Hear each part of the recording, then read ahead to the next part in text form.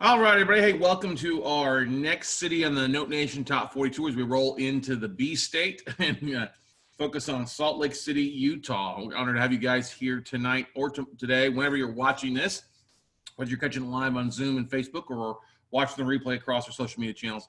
We're honored to have you guys join us on here. We have a variety of local and national investors paying attention to the Salt Lake City market. We've been investing in Salt Lake City and Utah for quite a few years now.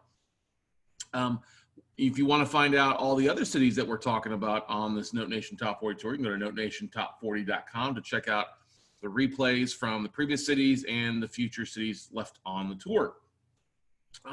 We will discuss statistics and the different numbers and what's going on in the market, what's going on in Utah. We'll also discuss the future opportunities for investors. We'll talk about where to find those assets and deals, and then also how to get started looking into those things. So, if you don't know who I am, everybody, my name is Scott Carson. I'm known across the country as the Note Guy. I've been an active real estate investor for almost 20 years now. Like I said, I'm the CEO of WeCloseNotes.com. That's the main website where you can find out more about what we're talking about as far as training, deal flow, and a variety of things. I've purchased over $500 million in debt for my own portfolio the last 18 years. I've been teaching real estate investors how to invest in distressed debt since 2004. I'm the host of the Note Closer Show podcast, which is nationally syndicated across the country, and you can listen to it also any place that you download podcasts. I do invest all across the country, including the Utah market, but Austin, Texas is home for me when I'm not traveling. But anyway, our mission tonight and always has always been to help investors to accomplish their goals and dreams, increase their wealth through debt investing. It's one of the things that we have done and focused on the last 12 years. Basically 100% for the most part.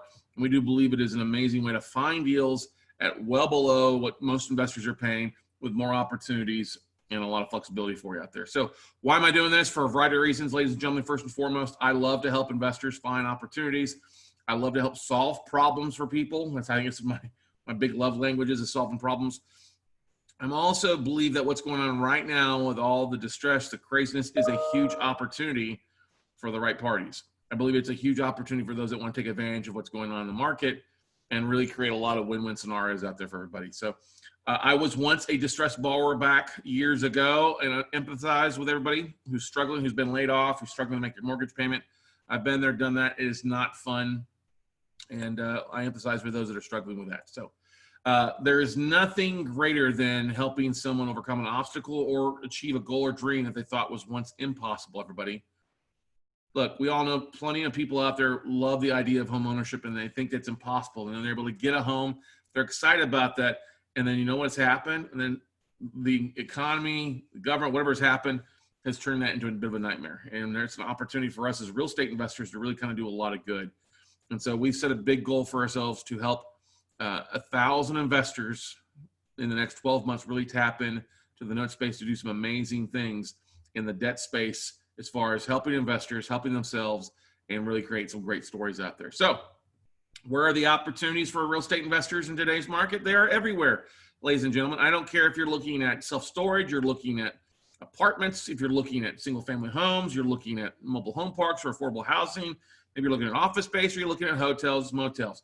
There are opportunities everywhere if you know where to look. And the beautiful thing, everybody, about real estate, what's going on right now, it doesn't matter how old you are. It doesn't matter your experience. It doesn't matter the color of your skin, whether you're Democratic or Republican. It doesn't matter at all, because the opportunities are there. It doesn't care if you're a successful business owner or you're a failed business owner. If you're struggling right now to pay your debts or struggling right now to pay your mortgage, it does not matter, because the opportunities are everywhere that we can tap into and really do some amazing things now over the next 12, 24, and 36 months. Now, the big thing I want you guys to keep in mind, too, is we all have goals and dreams that we want to accomplish. I don't care what your goal is, it's your goal. It's a good thing to have a goal to guide you by. It doesn't matter if you're wanting to sit on the beach and drink pina coladas or margaritas in retirement because you're wanting to supplement what you've got because you don't have enough to live the life that you want. Maybe you want to, retire your spouse and spend more time with your honey, whether it's travel or staying at home or whatever it might be. Maybe you want to help put your kids through college. We all know that's expensive.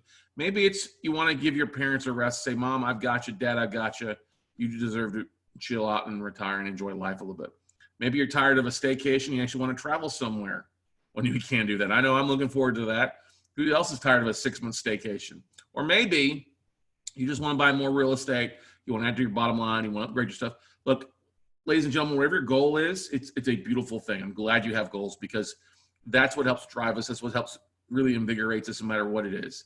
But there's one thing about all our goals. It takes money for us to make things happen. A lot of people have given up their goals because they don't have the money to accomplish these deals or things in their account. And I'm going to tell you right here tonight, everybody, what we're going to focus on, you don't need to have your own money to do this. You don't need to have credit to do this. There's going to be a lot of things we talk about tonight that you can tap into and really make some bigs happen. So you can get a lot closer to your goals than what most people will think out there. So what do the national numbers say? Well, they say we dive in and talk a little about what's going on in the country right now. So we're currently at roughly 11.1% unemployment rate in June. July's numbers have not quite been out yet.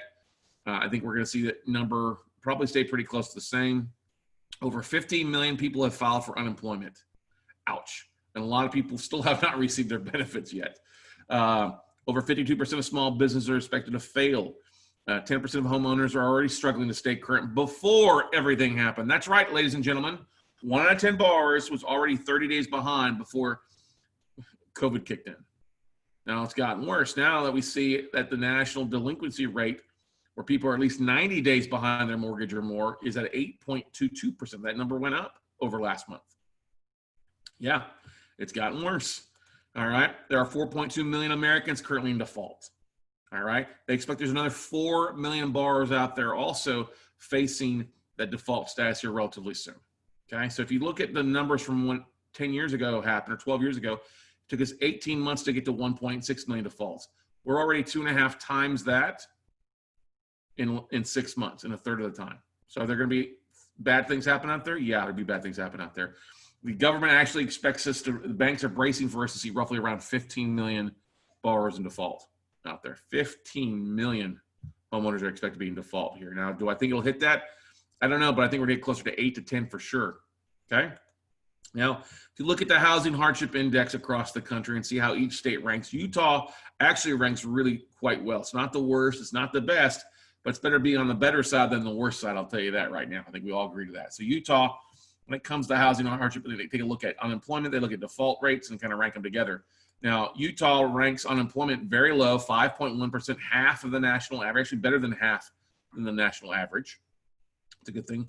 The delinquency rate is actually lower too, 5.51%, which is not bad. I mean, it's still double of what it was the first 2 years. It's been some hits, but still a lot better than what the rest of the country has seen. And we combine those numbers together, that ranks Utah as number 49 on the hardship rate. So second best, second from the top when it comes to housing hardship, which is great. That's a good news. Utahnians, Salt Lake Cityans enjoy a great, great standard of living out there. It's a beautiful area, and that's a beautiful thing about Utah. Okay. Now, if you look at the unemployment rate out there, obviously low. June's was 5.1. That's down from a peak in April of 10.4% across the state. It's a lot less than other places, which is great. And then if you look at Salt Lake City trends a little bit higher because it's the big, one of the bigger cities there. Peaked at 11.2 in April, 9.4 in May, and is at June 6.2, which is not bad at all. That's a beautiful thing for Salt Lake City. Now, if you look at how around the area of Salt Lake City, you see that 11.2 is the United States. Utah is roughly 5.5. Salt Lake City area is at 6.2. Salt Lake County is a little bit more at 6.3. And nearby Toledo County is at 5.7. So that's a really good thing. Very, very below what the rest of the country is doing at. Now, you're looking at foreclosures in the Salt Lake City area. Salt Lake ranks pretty low for the most part. Okay. The beautiful thing about this is you're seeing basically 1 in every 10,000 homes in Salt Lake City is facing foreclosure. That's not bad. That's a lower average than the rest of them. Now, the hardest hit counties is the 84116 county is 1 in every 5,700. 84111 is at 6,900. And then 84104 is at 8,000. Everything else over that is at over 10,000. So you got a little bit of the haves and the haves. Now, still not as extreme as other areas in the state or as in the country. You've seen a lot worse. We've seen triple digits instead of 5 digits for a lot of places out there. So middle is not bad at all for everybody. Now, if you look at where the foreclosure stats are, and this is pulled from Realty Tracks numbers, you can see the pre-foreclosures are down a little bit between the prior month. Auctions are up a little bit. Bank loans are down because things have kind of come to a halt. You can see things really stopped, came to a halt in March and April and May, June and July. For the most part, it's been really non-existent if things have kind of slowed down quite a bit. Looking at the number of foreclosures, you see that it's also dropped off there. Really hasn't returned to where it was before and in March. And from January, February, March, we saw an uptick compared to the high of August of last year. Now, if you also look at the number of foreclosures, this is what I found kind of interesting. Salt Lake County itself is below the national average. Salt Lake City is right on the national average when it comes to the number of foreclosures broken down by the type of filings out there. So, you know, this is a map. Each state kind of ran with its own thing on what to do to stop foreclosures.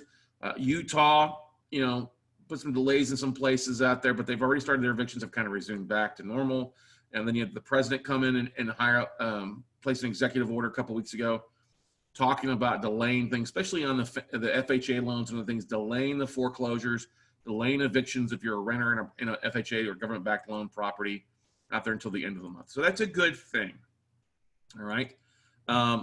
Foreclosures in Utah are basically back up to about 7% of what they were beforehand. It's kind of like a slow, gradual way. When you have a lower default rate than a lot of things, you're not going to see a big spike for the most part if things have been kind of slowed down, especially with the government loans delaying things until the end of this month.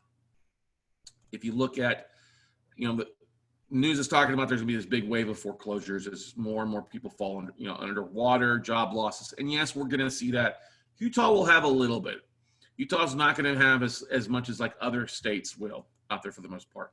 But if you look at the different type of loan defaults that are taking place across the country, this also does include Utah. It includes Salt Lake City. So the peak of the foreclosures are going to probably be more in your first-time home buyers, the FHA loans. You know, that's really kind of your subprime. Somebody gets in with very little down, 3.5% plus the closing costs. You know, they usually have some skin in the game. They're good to go. But what we're seeing is that the FHA product has, well, it's always been higher default than the VA and conventional loans. It's really spiked. It's over double than what your other traditional loans and your VA loans are at. Last month, it was at 9.69. This last month, it spiked, though, to 15.6%. We saw a 67% increase in FHA loans being foreclosed. So one out of every 6 FHA borrowers is in default. They're 90 days behind. We think that number's going to get worse. Why? Well, a lot of your FHA loan programs, banks were getting very fat on this, including Bank of America and the other big four, donating the down payment, the 3.5% down payment, and then also paying closing costs up to 10 grand. As you had banks fighting for loan volume, okay, to get profit on this stuff. Well, now, when a borrower gets into a property, first-time home buyer, your $200,000 value of home or less is what we're seeing in the area there. You have people that have no skin in the game. They lose their job. They're laid off. They don't often have extra income in there or have the extra budget to run it. So that's where you're seeing a lot of people starting to face foreclosure, starting to see the defaults take place. And that's where the biggest number hit is your FHA buyers all across the country. And that's where you're going to see the biggest amount of defaults take place in the Salt Lake City area. Now, forbearance agreements, obviously 4.6, 4.7 million people have been filing on stuff. They still say we're roughly somewhere between 4.1, 4.7 million. The Mortgage Bankers Association of America says there's probably another 4 million plus borrowers out there that need to be on a forbearance agreement. They've not reached out to their bank to do anything. They're scared. They've been laid off, and they would rather not know and pretend and extend themselves, hopefully, that the banks will give them some leniency. So roughly somewhere around 8 million defaults or people on the verge of default out there active. So is this good news or bad news? Well, it depends on which side of the cart or which side of the argument you want to be on. Now, Utah has lower default rates than the national average. That's a good thing for Utah real estate. You have faster foreclosure timeframes in Utah, okay? It's a non-judicial foreclosure state. If you're doing an FHA foreclosure, it would take 540 days. That's not bad, okay? There is a backlog of forbearance agreements. Those that are doing forbearance agreements and dragging stuff out, that's going to basically drag out some stuff because the FHA, well, they've already given 6 months basically to people that are in default. They're going to go ahead and give another 6 months. I already know this. They've already planned this ahead of time back 5-6 months ago. So it's going to be a year before you see a lot of these FHA loans hit the foreclosure markets, hit the foreclosure auctions. It's going to take some time. All right. It's going to be a while. So if you're sitting around, hey, I'm going to see this wave of foreclosures in Salt Lake City and Utah, I'm sorry to disappoint you. You're not. Okay. Now let's talk about the commercial debt side of things, because there's a lot of this that's not being talked about either unless you run around there. We all see increased for rent signs, boarded up businesses all across the country, including Salt Lake City. Businesses are over half the small businesses are expected to fail. Restaurants hit very hard. Retail hit hard. They've been talking about this big commercial boom for a while. Well, I've been saying it's been overvalued for the last 2 years. I've been right about this. A lot of your bigger players, especially the CMBS guys, have pulled their money back the last 18, 24 months, waiting for the market to change. And lo and behold, we see what's happened. Okay. Now, if you look at the commercial default rates and where everything is at on an asset by asset basis or asset class wise, obviously the number one hurting part is your lodging, your hotels, your motels. And we've seen that in Salt Lake City. A lot of the hotels are distressed, in default, all across the country, not just in Salt Lake City. Okay. But it's a little bit less there than it is other places. You look at retail, 15 to 20% defaults in retail. Retail's been struggling for a while. They're expecting maybe 50% of all malls to fail. Restaurants are struggling. Mixed use is struggling. You have a lot of other things across the board that are hurting out there. And if you look at the big 15 markets, see what's kind of comparative out there. You see anywhere from 500 million to a couple $1 billion in distressed commercial mortgage-backed security debt. Okay. Now, Utah and Salt Lake City don't have as much as other places out there, but they still have roughly about $300,000 to $400,000 in not thousands, millions of dollars in some commercial mortgage-backed security debt out there that's private labeled. Okay, it's not like a big bank. It's Wall Street. It's LA. It's some people that finance some stuff on some projects out there. You're going to see that stuff. Okay. Now, if you look at the default numbers out there, 1 in 4 hotels are roughly in default. We've seen that. They think that number is going to increase to 1 in 3.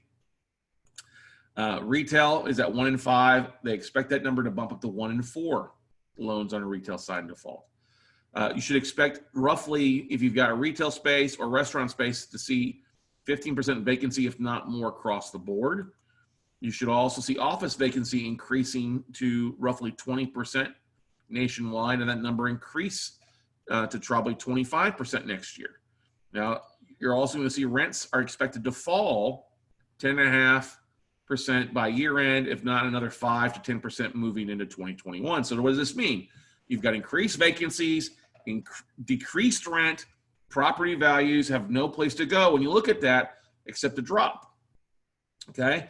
And the CMBS guys, they're being hit hard. I mean, they lost $50 billion in value in a market roughly back in February and March. Now, that's not everything. What's also happening is our banks have been hit hard very well. Now, if you look back 12 years ago, the CMBS guys financed 64% of the distressed debt. It's different now. Our banks have been gobbling up this stuff and financing this stuff for the last 24 to 36 months because it was at the peak. Like, oh yeah, sure, let's finance it at the peak. It's going to keep going up. Ha ha ha ha. That's not the case. Rarely, when a bank finances a commercial property, does it end up hitting true numbers that they do the due diligence on. Now, the saving grace for most banks is they're financing this stuff at 60, 65%, 69% of market value. That's a good thing. They get that 30% buffer roughly. Well, what happens though, when you have decreased rents, people stop paying, renters, tenants get evicted or stop paying altogether, businesses go out of business. You have property values that drop. So the bank, if they're at 69% of LTV and the value drops 10, 20% because of everything going on in the market, now the bank is over their threshold of where they want to be. What do? They either pretend and extend, trying to give the borrower some time to get back. I think that's what they've done in the last 6 months. Or they go to the borrower and say, listen, I need you to bring some money to the table to write down this loan, get it back to 69%. Can you bring 10, 100 grand, 200 grand, whatever it might be. And oftentimes, though, the borrowers don't have that because they've been trying to survive with what's going on right now, okay? They've gone through the reserves. So you're going to see a lot of this debt starting to hit the books, already starting to see stuff right now. Our friends in Wall Street and other places, some of my commercial buddies, are already seeing a tremendous amount of deals, more in the last 2 months than they've seen in the last 2 years, okay? So what do you do? What are these guys doing? Well, what are they doing? They're bringing cash to the table. They're stepping in, buying this debt at a discount. The banks are willing to sell this stuff as a discount to get it off their books. And then they turn around and either working the loans out or they're working to reposition the property in a couple of ways. And we'll talk about some of the things that they're doing with that. Now, they say that this came out last month, July 5th, is that banks are expecting, some of the bigger banks are expecting to lose $48 billion in commercial real estate loans. I always thought that number was small compared to where it is. And I think it's double that. And they just announced a couple days ago, yeah, it is worse than that. Bank of America setting aside basically billions of dollars initially. They set aside $5 billion in the middle of July to help them offset their soured loans. $5.1 billion they set aside. They're going to lose a lot more than that when you look at the numbers. Now, when they filed their quarterly reports, just the 4 big banks came out and said that they're expecting to report at least 151 in billions in loans with payments in deferral. 151 billion they've deferred at mid-year. Okay? Woo, that's not good. The 4 set aside 32 billion in the second quarter, close to a record. You don't want to be setting these kind of records, ladies and gentlemen, of setting aside reserves. That's not a good place to be. Now, it is if you're an investor and you know what to do with this stuff, but it's not good for the banks. When you start breaking it down, you can see Wells Fargo combined 35 billion of first and second mortgages are in deferrals, 12% of their portfolio, 10% of their second mortgages. Okay. Nearly 3/4 of the total 28.3 billion of consumer loans in deferral. Wells Fargo, 44.2 billion loans in deferral. Report only that it modified 38.2 billion commercial loans without disclosing the amount remaining for the year. Citigroup modified about 20 billion. Bank of America deferred 7.7 billion in commercial loans and 28.5 billion consumer and small business debt. They got a lot of stuff they're deferring, trying to get people out, but they can't keep deferring loans. They're going to have to, at some point, take some action to start getting some cash back in on a variety of things. So where are the opportunities? Is it in the foreclosure market and REOs chasing foreclosures? Not unless you want to wait around two years. I get realtors that reach out to me and say, I went and got my real estate license. I'm going to be an REO broker. I made a lot of money 12 years ago. I'm like, keep doing what you're doing because it's going to take a while before those start coming out. And you may never end up seeing them. All right. Is it in the fix and flip market? I would not want to be fixing and flipping a property in a depreciating market. Yes, they say, oh, market values are keep going up. It can't keep going up with all these layoffs, these unemployments. It's just, it can't. It's an artificial fake market out there. All right. Plus, your hard money lenders, your mezzanine lenders are tightening up their lending platforms or removing programs and making it more difficult. You look at rentals. I would not want to be in the rental space right now. I don't want to be a landlord because if people are being laid off or not getting unemployment benefits, that puts you in a tough spot, especially when you're on the hook for the full value of the loan. Okay. Now, the real opportunities lie in buying that debt, and the debt game is. Wall Street said this. Other places have said this out there. Buying the debt at a big discount because it's distressed gives you a lot of flexibility to work with the borrowers, to work with the property owners, to try to keep them in the property. If they can't stay, hey, we'll let them walk. Okay. There's been a lot of writings out there. There's been even quite a few hotels that's like, hey, here, please take the keys. Take the keys from me and let me walk. Okay. You look at residential notes. You're going to see residential notes, not properties, notes in the fourth quarter, because the banks will have had 6 months to evaluate their portfolio, their borrowers, and see, okay, who's on the naughty list, who's on the nice list. The nice list they've been paying, we'll keep the naughty list. Let's get that moved off our books to sell to somebody else. Let's let somebody else deal with it next year on that night. We'll kick the can down for a little while, sell it at a discount. They'll think they're getting a deal, and we'll move on. Okay. We're already starting to see, like I said, commercial notes already hitting the market, big discounts on a variety of different asset classes. And it's going to continue to be as this big tsunami, billions in commercial debt struggling out there with the banks, ladies and gentlemen. Okay.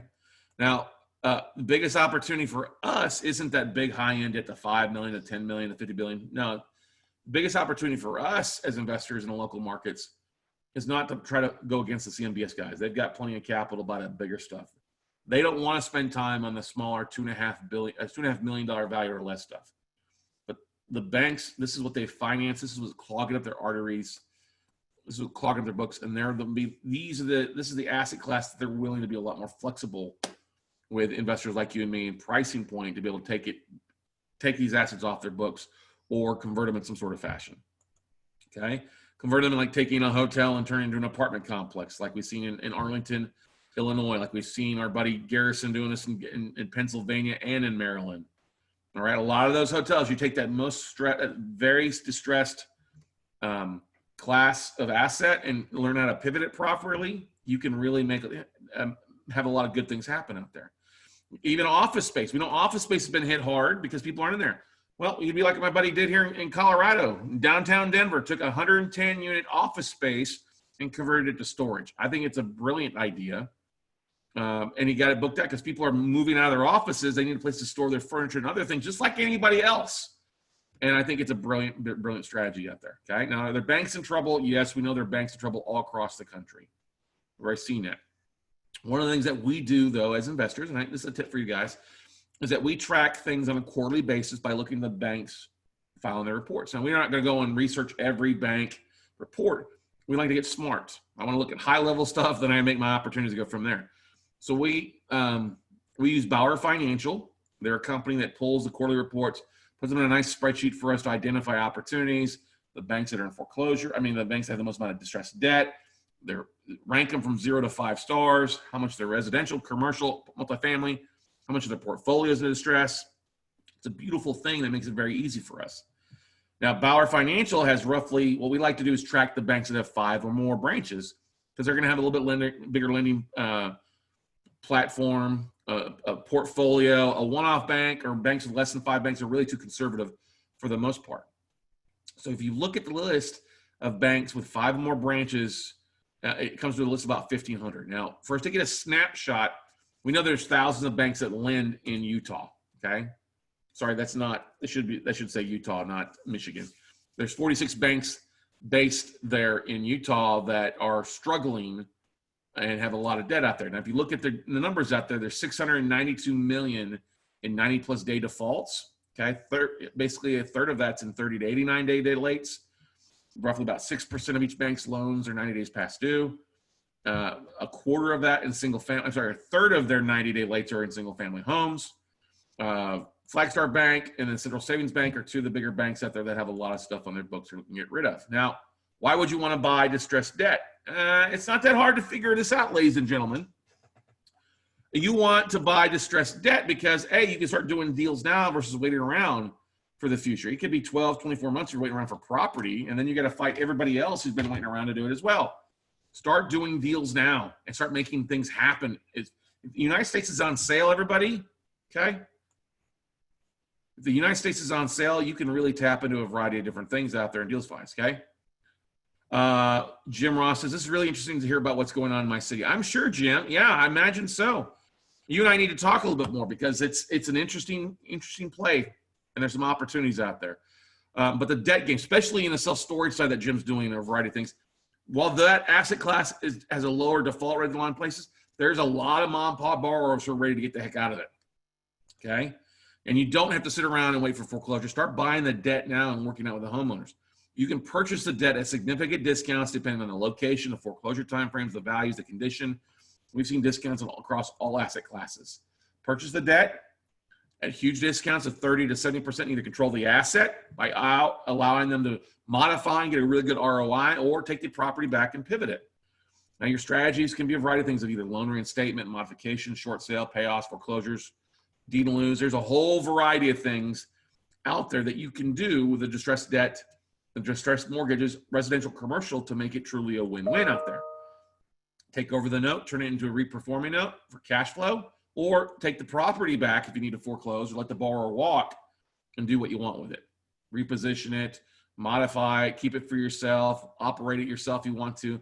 You can do a lot of things out there, everybody. Now, there are some other advantages of note investing versus actually owning and trying to buy the actual real estate.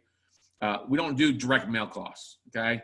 I know so many real estate investors that get into, we're going to send out postcards to the foreclosure lists or the out-of-state owners, or to this asset, the vacant property list, where they're dropping thousands and thousands and thousands of dollars each month and getting a 1 to 4% response rate to maybe get one bar to reach out that's got one deal. Now, I'm not a fan of that.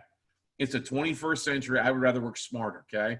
But we don't send direct mail out in the note business. What we do is we're going to be smart. We're going to reach out via emails. We're going to jump on LinkedIn and connect with the right people, or we're going to pick up the phone and dial for dollars based off reports like we see at the Bauer Financial versus Lane Guide or Distress Pro. Okay, we can see who has distress stuff and reach out to them directly. And you know what? The banks are glad to take the phone calls these days right now. They may not be moving a lot of their government's back stuff right now because they're still waiting to see what's going to happen. But I guarantee, especially based on the number of comments I'm seeing and connections I'm seeing from banks reaching out to me on LinkedIn, yeah, they're looking for opportunities to sell. Now, one source isn't just going to be one deal. One banker is going to have a lot of deal flow on a regular basis. Every quarter, they're going to have stuff they're looking to move off their book, especially the next 12, 24, 36 months. Cherry pick the best deals you want for your own portfolio. If you see something else on there that doesn't fit your fancy, hey, flip it to somebody else, wholesale to somebody else. You're going to get better pricing with bulk deals, but you don't have to buy in bulk. You're not going to buy a bulk single family loans from Bank of America, Chase, Citi, or Wells Fargo. They're just not going to deal with you on that. Now, they will sell you one-off commercial loans. They're not going to sell you a one-off residential note either. They want something in bulk, but you're going to have to buy a $50 million portfolio on the residential side, which you're not going to do. This is why smaller banks and regional banks, they have stuff that they're looking to get rid of, and they're not set up to do this. Okay, banks are meant to lend. They're not in the rental space. They're not in the fix and flip space. They're not in the operation space.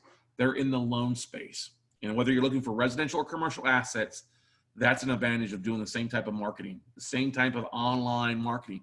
And you don't have to have an office. You don't have to have huge overhead. You work from home, work from your office, work from Starbucks, work from your backyard. Heck, I've closed deals from all across the country and international traveling. And you don't have to have all the money yourself, ladies and gentlemen. There's plenty of private capital out there to fund your purchases. Now, the thing to keep in mind, 10 years ago, we had 15 million homeowners underwater back then. They're expecting us to see that at least right now. What would you do differently now if you went back in time 10 years, but you knew what you know now? What would you do? You'd buy more stuff, right? Who wouldn't? Real estate's a whole lot cheaper. Well, real estate gets very cheap in the debt space because you take over the bank's issues, take over the bank's problems, and that's one of the things why you buy at a discount. If you bought a note, borrower owes $1 million, but you bought the note at say $500,000, that gives you a lot of flexibility to work it out with a homeowner. I mean, the property owner, commercial, residential, either keep them in the property or take the property back. Okay. Now, are there investors out there? You better believe there's plenty of investors out there. Now, if you take a look at basically all across the country, there's over $9 trillion in retirement funds still sitting out there, basically waiting to get invested. When you look at people that have been laid off, or they've left their businesses or 401ks or IRAs, there's a lot of money sitting out there. Now, if you look at just the Salt Lake City market and just those that have an IRA account, you probably take a quick guess when understand that there are literally 10,000 investors in Salt Lake City, just Salt Lake City, with an IRA, that have an IRA. I can actually pull that information with their names, their addresses, their email addresses, and phone numbers.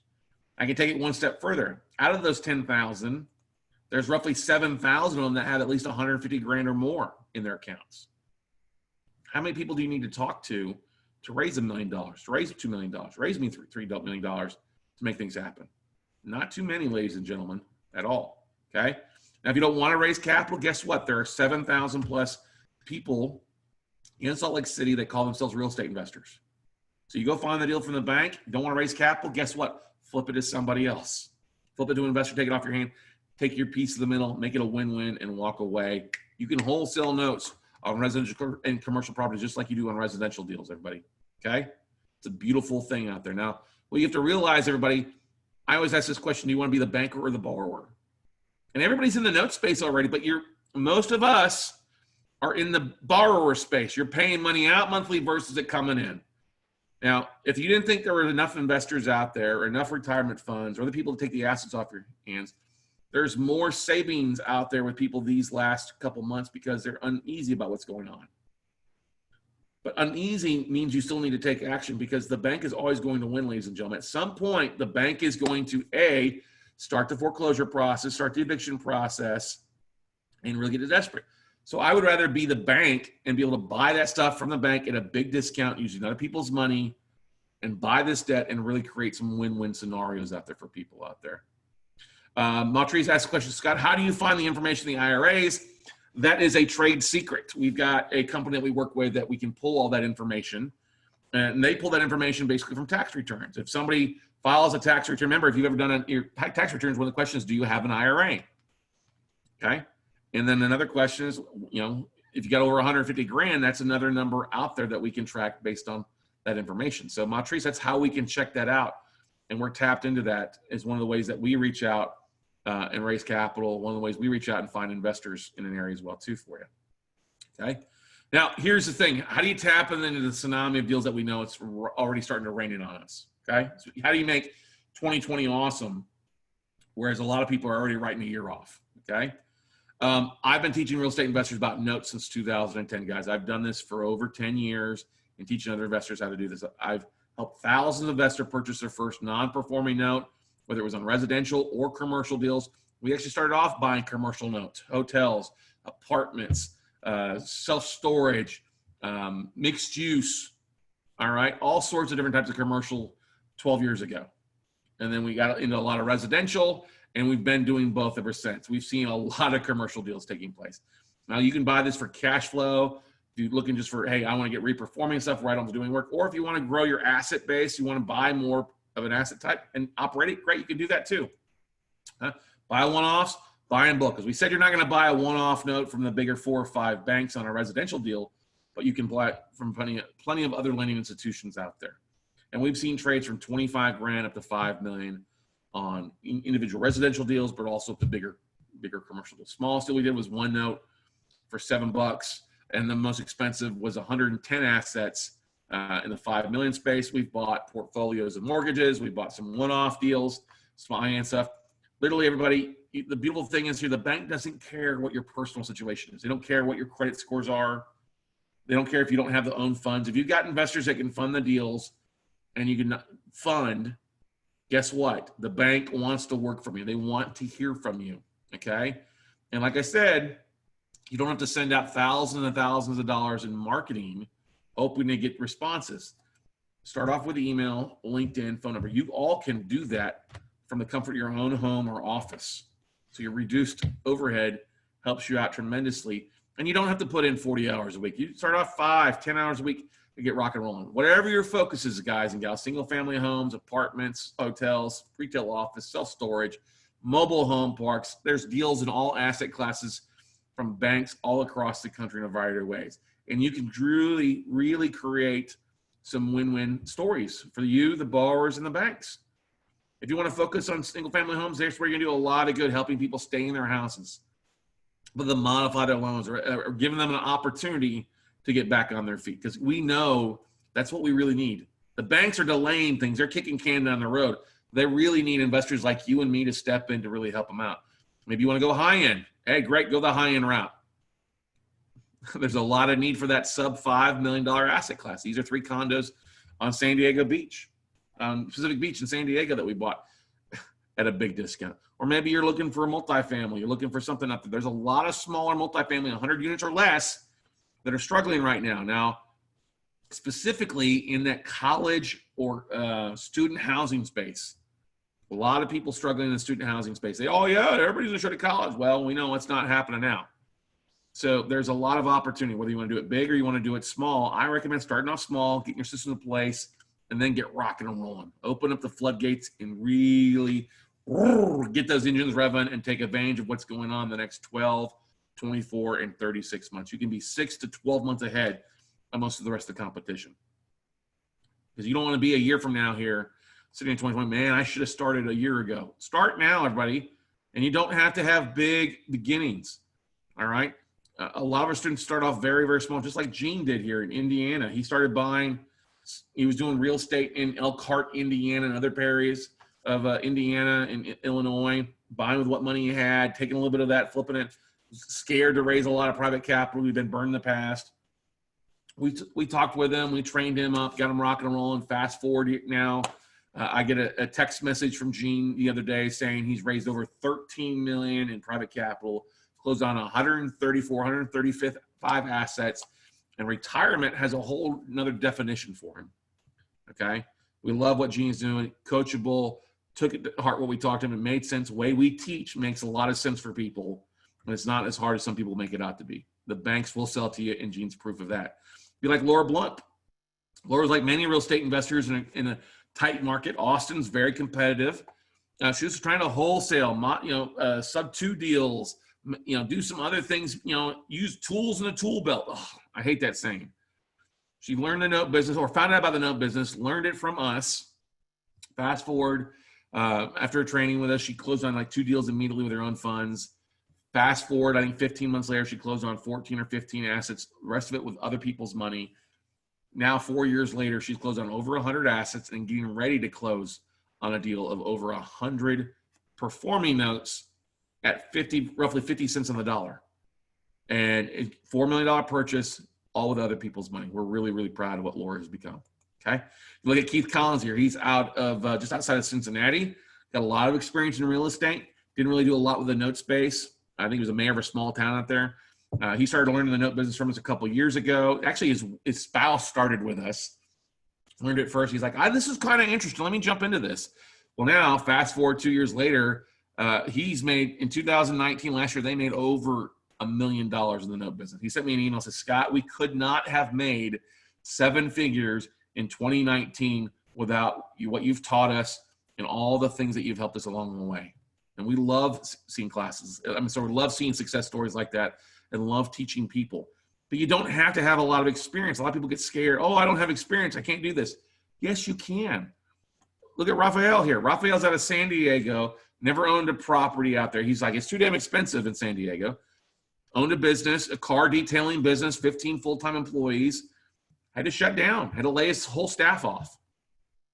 Fortunate for him, he started learning the note business, watched a bunch of our videos, took our training, and applied what he learned, and immediately really started doing really well. He bought 2 deals in his first 30 days, another 3 in his second month, raised over, I think, $150,000 in private capital from friends and family out there. He's excited about what's going on, and he's doing well. But he didn't have any background, never flipped a property. He didn't even know there was real estate clubs around to network with.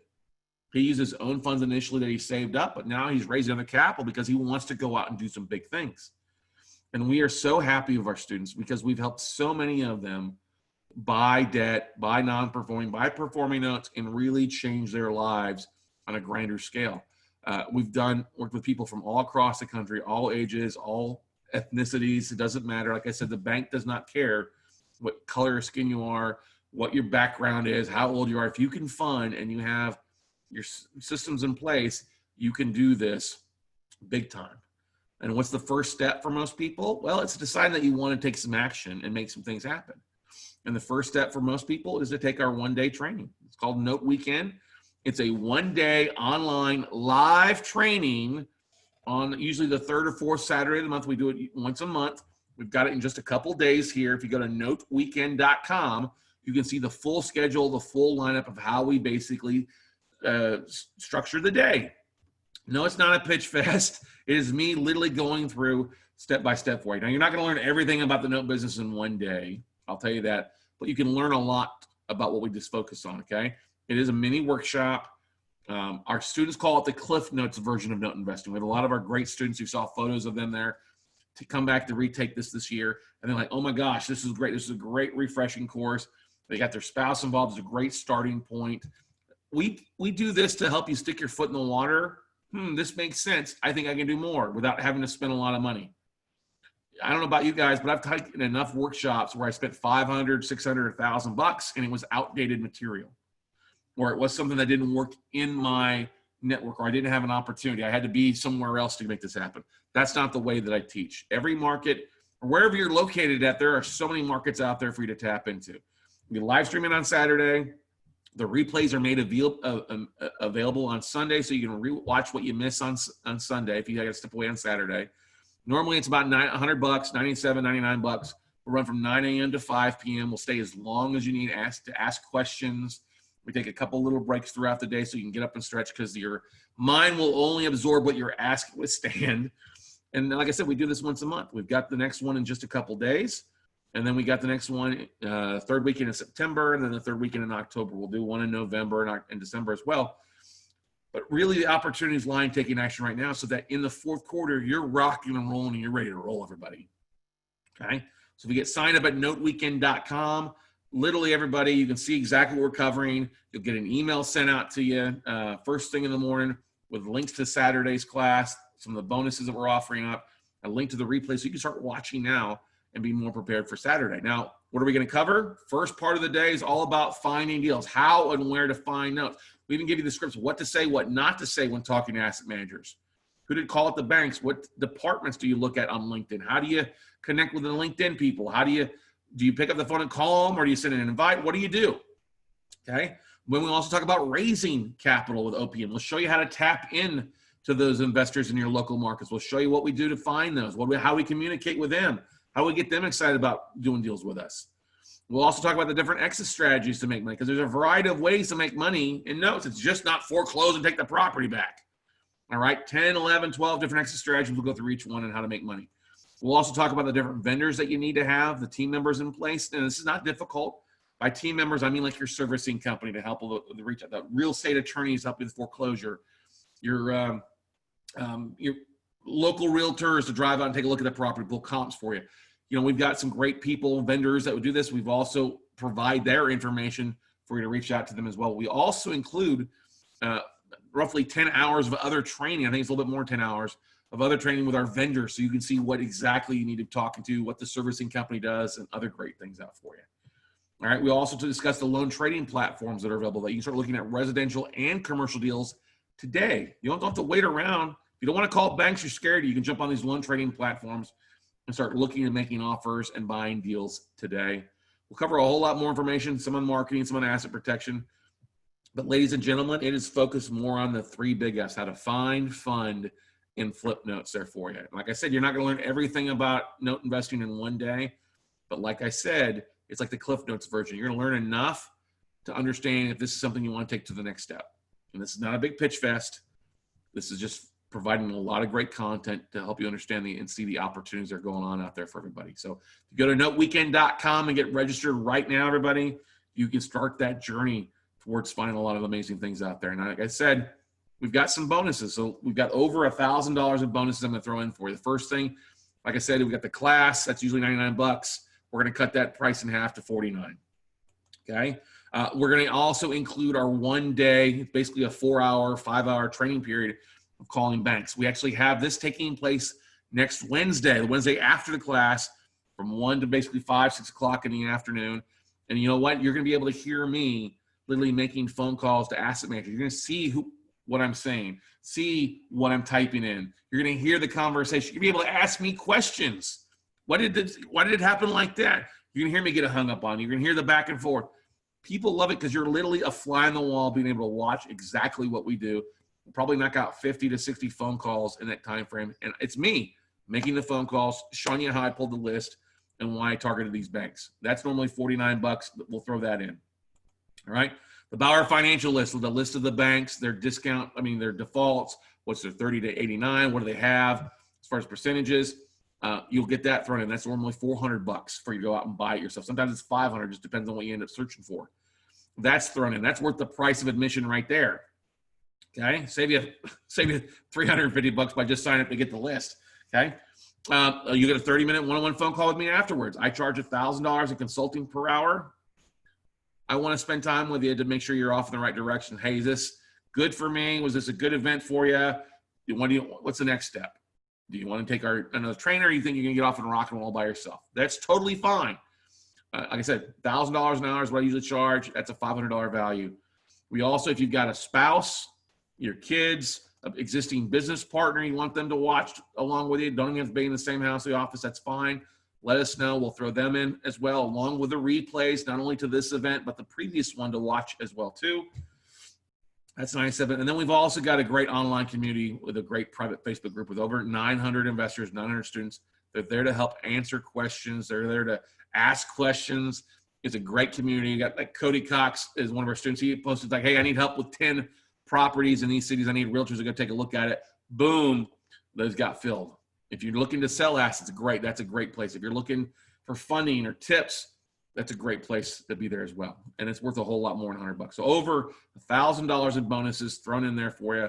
All that, the class, the calling the banks, the Bauer financial list, the 30-minute phone call with us, the replays, bringing your spouse, partner, Facebook group, the 20-page plus manual, the over 10 hours of extra video training. All of this included tonight, everybody, for you is just $49. We're not looking here to make a ton of money. We just want to have a little bit of skin in the game, because remember, I want to educate 1,000 note investors, so I have an amazing army of educated people that when I get deals in, I can send them out to my students, my trainees, so they know what they're looking at and know the opportunities, and we can take down a whole lot more versus me just trying to do it all myself, okay? I'm not a lone wolf. I realize there's plenty of opportunity out there, and yeah, $49, I'm not getting rich by any means of the imagination on that, all right? I just want you to have a little skin in the game to show up on a Saturday with me. I want you to spend from 9 to 5 with me. And if you can't spend the entire day, I get it. That's why the replays are there. If you realize at noon on Saturday, like, Scott, I don't think this is for me. It seems like too much work. I'd rather just not do it. That's fine. I'll refund your $49 and let you go on your merry way. I don't need people that aren't going to be rock and roll and ready to rock and roll. This is an opportunity, ladies and gentlemen. If you want to be a part of it, great. We'd love to have you be a part of it. And like I said, we've all got different goals out there that you want to accomplish. And real estate is one of the bigger things, but there's going to be more wealth transferred in the next 12, 24, and 36 months. So you can upgrade your retirement. You can really do a lot of fun with your spouse and get her to be able to, him or her to retire. You can literally put your kids through a whole different type of school. All right. You can retire your parents and let them live the retirement that they want to. You can upgrade your staycations to some really nice vacations, or you can really upgrade the house with the property or your other toys that you have in it. We know it all takes money. The note business, guys and gals, is one of the greatest businesses to be in. The banks always win. Why don't you learn how to steal that money from the banks and really rock their world and rock your world as well? So, like I said, everybody, this Saturday, join me. If you're watching this after Saturday, we do have the next event coming up in just a couple of weeks. Like I say, once a month, usually the third Saturday. You can find out the schedule at noteweekend.com. I would love for you guys to be a part of it. I can't guarantee it's going to be 49 of the same bonuses the next time around, because we change it up all the time. But for $49, hey, what do you have to lose? Don't you want to learn about that note business and really learn how to learn how that the pen is mightier than the sword, or mightier than the hammer anyway? So love that you guys were here with me. What questions do you have? What things can I help answer for you out here before I let you get back to your evening, everybody? We have people that buy all across the country. They're not just buying in their backyard. It just depends on what the banks send them on a regular basis. No, you can't target. You usually can't target a specific asset, especially on the residential side. If you see an empty asset, if it's already a foreclosure, if it's already gone to the foreclosure, it's an REO, you're not going to buy the note. Sometimes, though, if you know that a commercial property is distressed, like I'm looking at this hotel here in Austin right now, it was up on a commercial website, I can target the bank. I've already found the bank that has financed it, and I'm targeting them to try to buy the note even cheaper than what the institution is trying to sell it as an REO, or sell it as a potential REO. So, but we'll teach all that stuff this weekend, everybody. Love for you to be a part of it. Go to noteweekend.com. Get signed up tonight, and we'll see you this Saturday. Go out. Be safe, everybody, and we'll see you soon. Thanks for being a part of this Note Weekend and the Note Nation Top 40 Tour.